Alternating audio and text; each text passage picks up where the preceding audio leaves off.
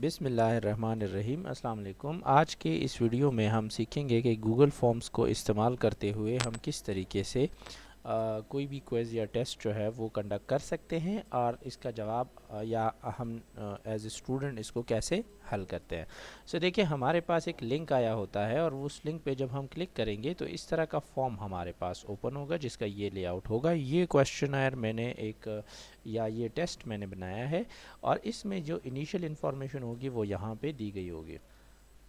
वो इनिशियल जो इन्फॉर्मेशन है आप इधर से पढ़ सकते हैं।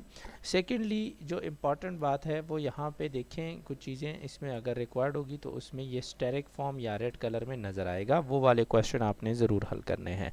चलें जी, स्टार्ट कर लेते हैं। मैंने यहाँ पे नाम और रोल नंबर वाला जो क्वेश्चन है वो पहले ही इसमें मतलब सेकेंड पोजीशन पे वो सीक्वेंस में मैंने डाला है, तो वो आप फर्स्ट पे भी जो है यूजुअली आपको दिखेगा। तो आपसे ये नाम पूछा जाएगा और रोल नंबर जो है वो जो पूछा जाएगा तो वो आप इधर लिख लेंगे। सेकेंडली ये है कि इसमें मुख्तलिफ़ तरह के जो क्वेश्चंस हैं वो मैंने डाले हैं। फॉर सपोज़ जो आपको क्वेश्चन नंबर 3 नज़र आ रहा है यहाँ पे, इसमें ये एक ऑप्शन है कि इस तरह के क्वेश्चन में एक से ज़्यादा ऑप्शंस जो है वो चूज़ किए जा सकते हैं। उसके लिए आपको ये एक इम्पॉर्टेंट बात है कि ये जो इस तरह के जो स्क्वायर शेप आपको वो सर नज़र आ रहे हैं ऑप्शंस, ये उन क्वेश्चंस में होता है जिसमें एक से ज़्यादा ऑप्शंस हम चूज़ कर सकते हैं। फॉर एग्जांपल, इस क्वेश्चन का अगर मैं जवाब देखूँ तो ये तीनों ठीक आ सकते हैं, तो इस तीनों को मैं चूज़ कर सकता हूँ। ठीक है, ये उन क्वेश्चन के लिए जिसमें दो या दो से ज़्यादा जवाब ठीक आ सकते हो। अब ये वाला जो क्वेश्चन है तो इसमें अगर देखेंगे nursing research is best described as, तो इसमें सही ऑप्शंस ये डी वाला ही है। ठीक है, तो अगर मैं डी पे क्लिक करूँगा तो ये इसी को चूज़ करेगा। अगर मैं सी पे करूँगा तो ये ऑप्शन स्विच हो जाएगा, बी पे भी स्विच हो जाएगा, ए पे भी स्विच हो जाएगा। इट मीन्स कि at a time you can only choose one option as a correct option. ठीक है, आपने इस तरह जो एमसीक्यूज़ वाले क्वेश्चन हैं उसको कैसे पहचानना है कि इसका ये जो ऑप्शन स्टाइल है इसमें सर्कल्स आपको दिखेंगे। ये तो हो गया एमसीक्यूज़ वाला। नाउ द थर्ड जो अब नेक्स्ट क्वेश्चन है कि इसमें ये थोड़ा सा टाइपो एरर है, यहाँ पे मैंने 3 टाइपो एरर की वजह से आया है। यहाँ पे क्वेश्चन है कि डिफाइन 2 रीजंस और purposes of research. For example, मैंने इसमें डायरेक्टली अपना क्वेश्चन पुट कर लिया, जो क्वेश्चन का आंसर है वो मैंने इधर कॉपी पेस्ट कर लिया।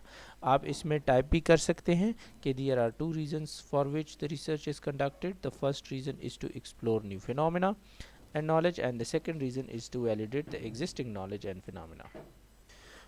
ये तो देखें, आप इसमें जो है वो लिख सकते हैं कि जितना आपका एक सब्जेक्टिव आंसर होगा वो आप इधर लिख सकते हैं। मैं इसको और भी बढ़ा सकता हूँ। देखिए, मैं नंबर भी लिख लूँगा, ABC भी लिख लूँगा, जो चीज़ें हैं वो मैं इधर टाइप कर सकता हूँ।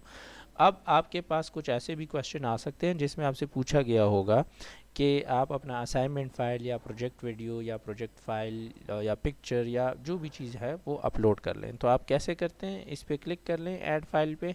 अब यहाँ आप दो तरीके से कर सकते हैं, या तो वो फाइल जो है वो चूज़ करके ड्रैग करके इधर छोड़ दें, मतलब खींच के इधर ला के छोड़ दें, या इस पर क्लिक कर लें और फिर मेरे पास फॉर सपोज़ ये एक फ़ाइल है, इसको मैं सेलेक्ट करके यहाँ पे ये आ गया और अपलोड का बटन क्लिक कर लेता हूँ।